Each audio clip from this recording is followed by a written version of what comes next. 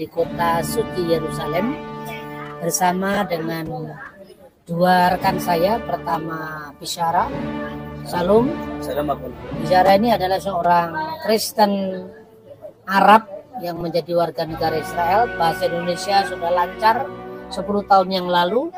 Dan satu adalah sahabat saya, Mas Michael, yang juga sedang membawa rombongan tur dari Indonesia dan ketemu saya di tempat ini. Tadi ada pertanyaan yang sempat ditanyakan kepada saya. Mungkin Mas Michael langsung menanyakan apa itu, kira-kira bisa kita diskusikan bersama. Jadi tadi perjalanan dari Qumran, Pak. Iya. Itu kita menuju ke Yerusalem ini sering saya lihat itu ada flyer-flyer ditempel besar-besar warna kuning itu mengenai kampanye hukum Nuh. Oke. Nah itu kira-kira bagaimana Pak maksudnya? Ya, begini, jadi sebetulnya hukum Nuh itu rumusan para rabi dari misalnya yang tercatat dalam traktat Sanhedrin 56a kalau tidak salah, di mana ada yang disebut Sefa Mishpot Beni Noah, 7 hukum bagi anak-anak Nuh. Yang pertama adalah larangan Avodah Zarah, larangan penyembahan berhala.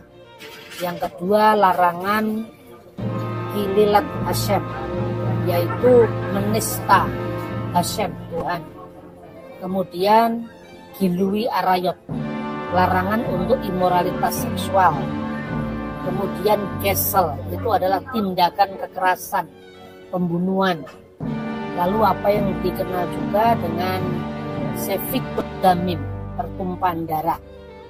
Lalu yang keenam itu adalah Efer Min Hakai, yang artinya makan binatang yang masih ada jiwanya, artinya yang ada darahnya, karena nyawa makhluk ada dalam darah.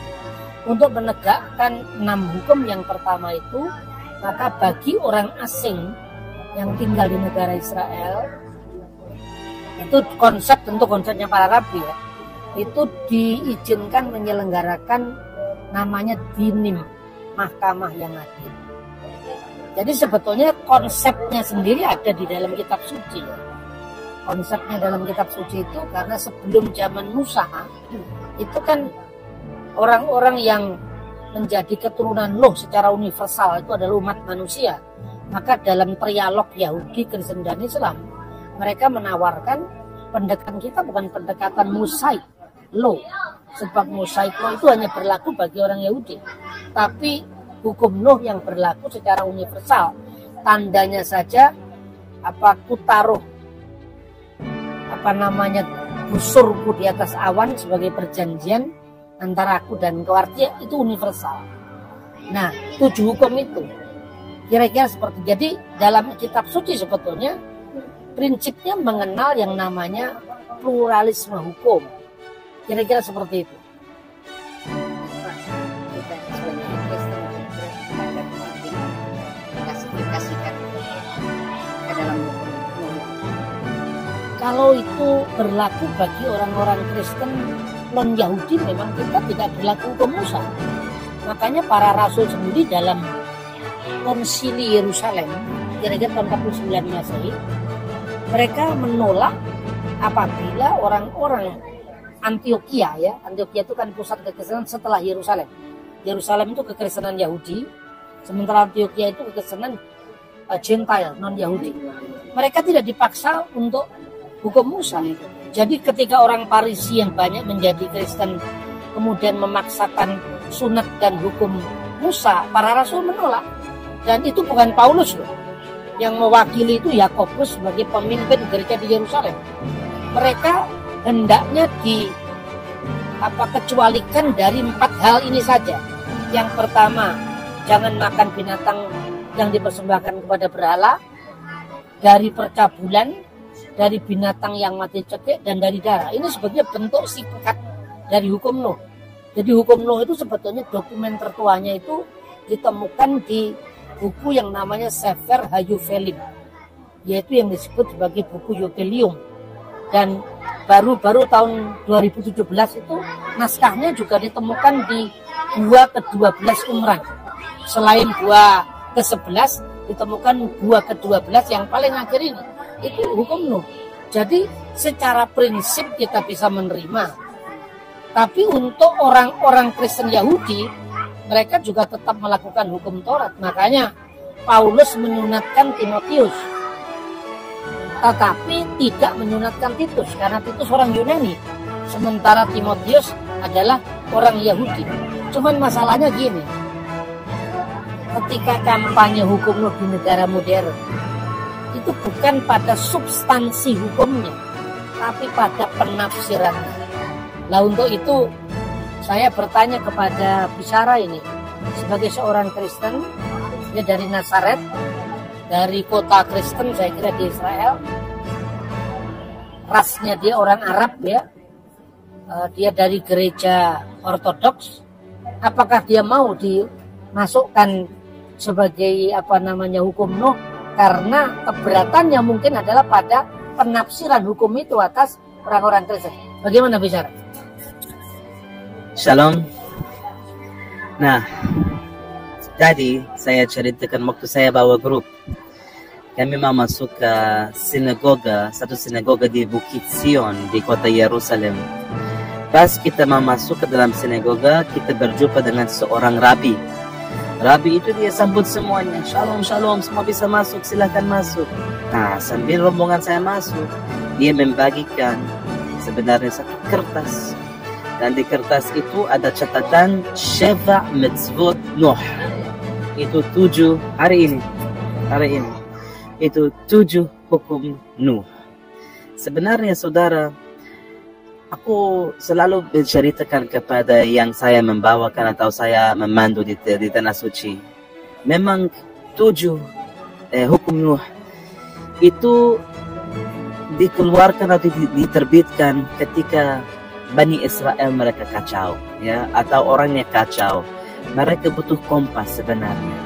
Tetapi penafsiran orang Yahudi beda sedikit, sangat berbeda dari penafsiran kita mengenai kesatuan Tuhan. Ya, kesatuan Tuhan. Salah satu mitzvot Nuh atau hukum Nuh, kalian harus percaya bahwa Tuhan adalah satu. Ya, memang kami percaya bahwa dia satu, tetapi kami nu'min bi ilahin wahid. Kami percaya itu, tapi kami percaya mengenai kita percaya Tritunggal, Bapa, Putra dan Roh Kudus. Kalau mereka, pemahaman mereka dan penafsiran mereka beda, mereka tidak mengakui itu. Makanya kami menghormati, tetapi kami tidak menerima itu. Ya, saya kira itu. Jadi apa lagi? Jadi punya pertanyaan lagi, Pak. Lalu bagaimana mendefinisikan Abu Dazara? Oke. Atau tadi yang berhak. Jadi ada 2 prinsip kalau menurut saya. Saya sepakat yang dikatakan bicara bahwa bukan pada kontennya, bahwa semua kita orang Kristen percaya dengan perasaan Tuhan karena pengaku iman kita atau konstitusi iman kita diawali dari nu'min bi ilahin wahid. Aku percaya akan Allah yang esa, itu mutlak ya. Dan Yesus ini menyebut itu sebagai misfot yang tertinggi, misfah harisona, hukum yang paling utama. Dan Yesus pun itu mengacu pada monoteisme Israel, Sema Yisrael Adonai Elohenu Adonai Echad. Hanya persoalan penafsiran tadi itu yang penting ya. Karena gini, itu ada orang-orang Yahudi yang garis keras ya. Itu jumlahnya sebenarnya minoritas juga.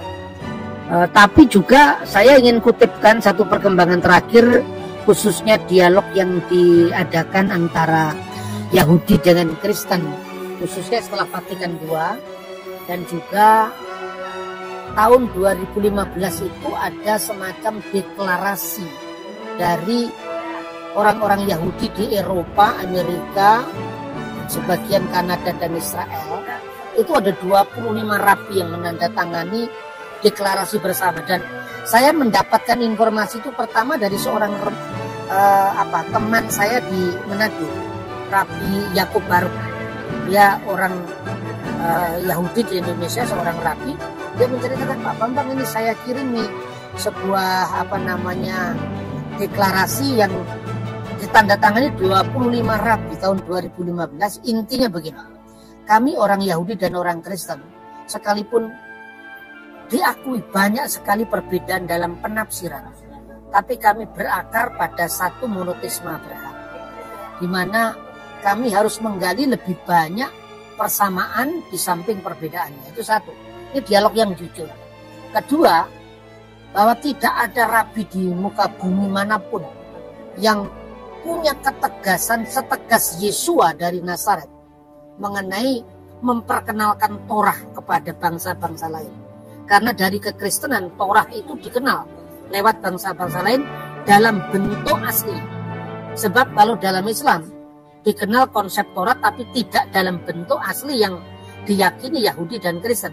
Makanya Rabi Rambam mengatakan tidak boleh mengajarkan Taurat kepada orang Muslim, tapi boleh mengajarkan Taurat kepada orang Kristen. Sebab jangan-jangan tafsirnya Kristen itu keliru di mata Yahudi, tapi di mata Kristen Yahudi mungkin juga keliru, kan gitu kan. Inilah wilayah dialog. Makanya ditandatangani di situ. Dan juga dalam soal Avodah Zarah itu ada ketetapan bahwa sebetulnya Avodah Zarah itu, katanya rabi-rabi yang moderat ini, lebih tepat diartikan penyembahan asing, bukan penyembahan berhala. Penyembahan asing itu artinya asing bagi orang Yahudi, tapi mungkin bukan asing bagi orang non-Yahudi. Termasuk penafsiran kita tentang bahwa Allah yang satu itu dalam wujudnya yang satu, yaitu Sang Bapa, berdiam kekal dalam dirinya, firman Allah yang kekal, dan roh Allah yang kekal. Dan ini bagi kita orang Kristen, begitu kita membaca kitab Taurat, bunyinya sudah seperti itu. Bereshit bara Elohim et hasam majim viet sa'aret, pada mulanya Allah menciptakan langit dan bumi.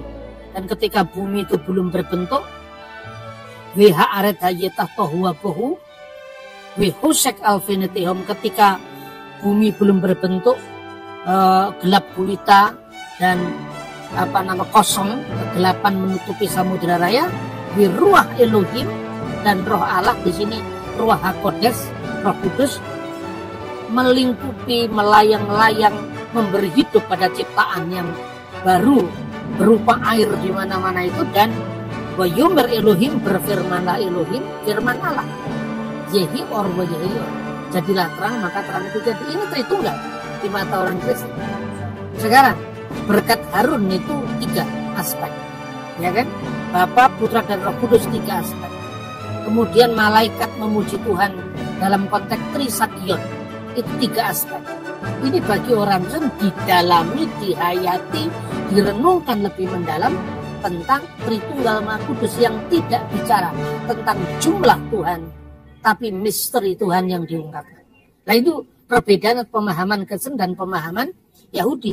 Bagi orang Yahudi mungkin agama lain itu dianggap sebagai menyandingkan ciptaan dengan Sang Pencipta. Tapi orang Kristen bisa mengatakan, kami tidak pernah menyandingkan kemanusiaan Yesus dalam Tritunggal. Tapi yang muncul dalam Tritunggal, Bismillahirrahmanirrahim, Kudus al-Ilahil Wahid, itu adalah al-Ilahil Wahid, dalam Allah yang satu, bukan kemanusiaan Yesus. Nah, ini wilayah dialog. Makanya menarik sekali ketika rabi-rabi Yahudi itu menandatangani itu, dan malah tahun 2017 itu sudah ada 60 rabi yang menandatangani ini dan Vatikan menyambut baik. Nah, ini wilayah dialog. Tapi yang kedua, tentu ini tidak bisa dijadikan hukum positif.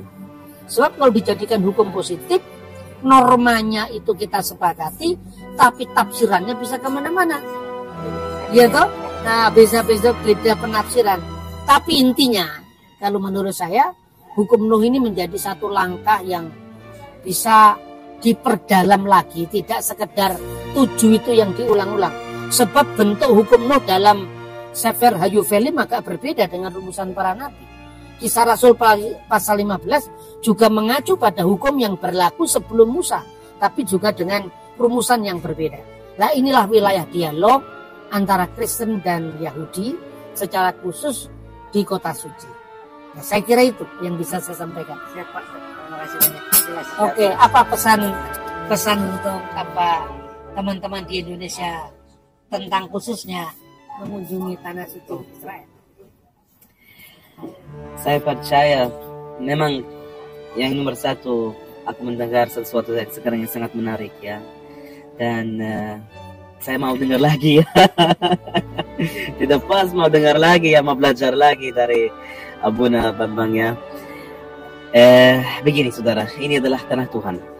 Ya, kalau Yerusalem kita sekarang ada di Hotel Olive Tree di Yerusalem, dan sepertinya semuanya tahu kota Yerusalem adalah kota Abrahamik ya. Kota Abrahamik, maksud saya 3 agama Abrahamik, mereka percaya bahwa ini adalah titik terdekat ke surga. Dan tetapi saya percaya kita harus lebih dalam. Ini bukan hanya rumah orang Nasrani yang tinggal di sini, orang Muslim yang tinggal di sini, dan orang Yahudi. Ini adalah rumah semua orang yang percaya kepada Tuhan, dan semuanya dipanggil ke sini, saudara. Ya, semuanya dipanggil untuk datang ke sini untuk melihat di mana Tuhan Yesus Kristus dewasa, di mana Dia berkarya, di mana Dia membuat mukjizat, dan akhirnya di mana Dia disalibkan dan Dia bangkit. Ya, jadi semoga ada kesempatan untuk datang ke tanah suci. Semoga ada kesempatan untuk mengalami apa yang kita di sini mengalami sekarang ya. Jadi saya berharap kita bisa ketemu di tanah suci. Kalau bukan sama saya, tapi pasti sama tour guide yang lain, karena ini adalah satu hal yang harus dialami di sini. Ya, mungkin selain ya, terima kasih Pak. Ya sebenarnya semua dalam rencana Tuhan, kami percaya kan. Semua dalam rencana Tuhan, memang kita mesti prepare, tapi tetap percayakan hidup kita kepada Tuhan, dan kita bisa menikmati berkat-berkat Tuhan di sini. Dengan Dr. Bambang nanti bulan Mei, dan juga nanti selanjutnya bisa Bapak Ibu hubungi admin supaya kita bisa sama-sama terus belajar, karena terus akan dibanjiri oleh pengetahuan banyak dengan Bapak. Terima kasih. Terakhir saya ingin mengutip teks dalam kitab Mazmur, Hineh Matov Umanaim Syafet Akhim Gamyakan. Alangkah baiknya dan alangkah indahnya apabila semua saudara hidup rukun bersama. Tuhan memberkatimu dari tanah suci. Shalom. Shalom.